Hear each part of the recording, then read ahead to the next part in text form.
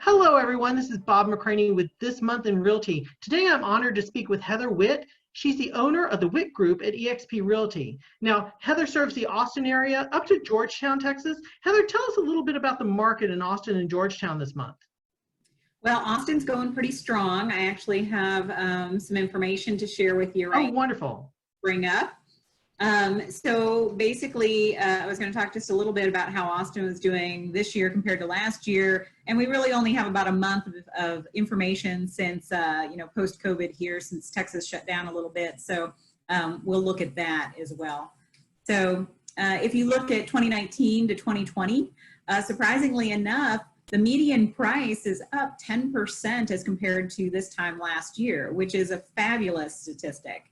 Wonderful. Listings are down considerably. They're down 15.5%. That's not terrible if you're selling a house, because that actually brings the price point up, lowers days on market, makes competition a lot less for you as a seller.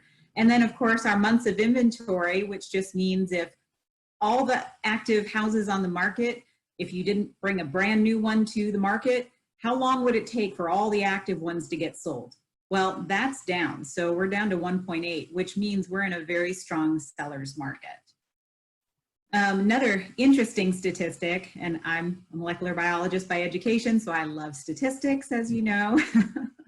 Our number of new listings versus our average list price. This is really kind of cool, especially if you're a seller. Sorry, buyers, this isn't so hot for you.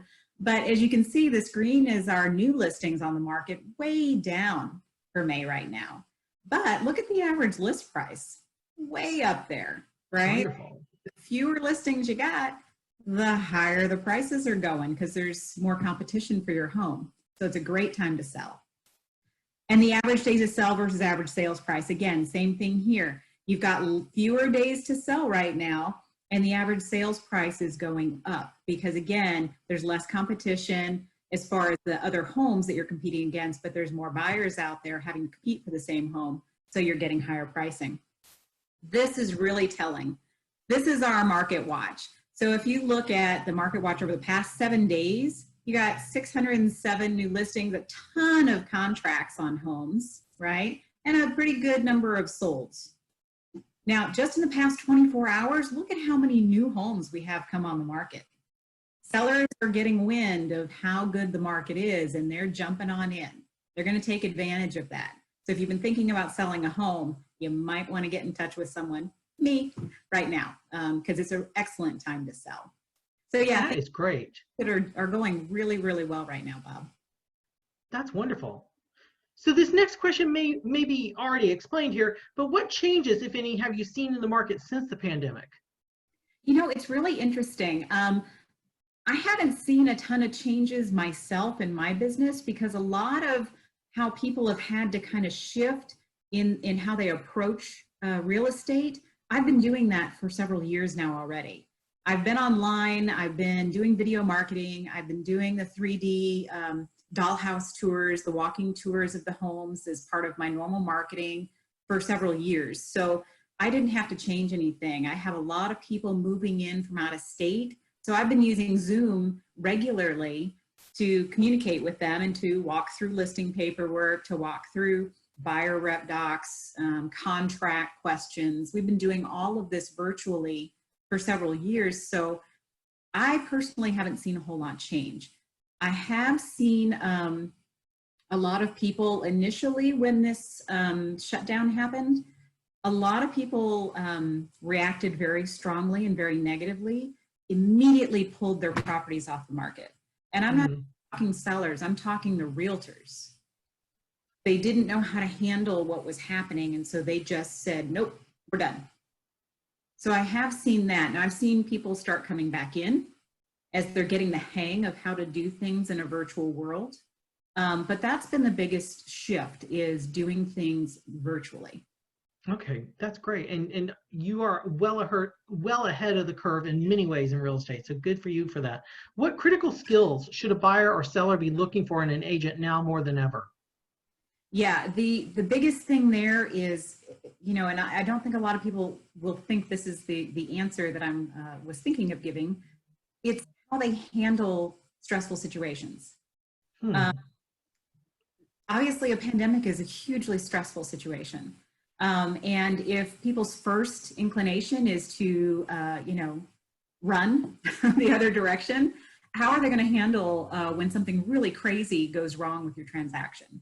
I know it's kind of a large shift there in thinking, but it's funny. I've had several things happen during this pandemic that it just made me think that it really matters how you approach, a contract, getting a house ready to list, helping a buyer who has something crazy happen in the middle of the transaction. Right after the pandemic, right after our lockdown happened here in the Austin area, my freezer went out. I'd just gone to the store and bought a bunch of frozen stuff to freeze. Freezer went out completely. Our AC went out.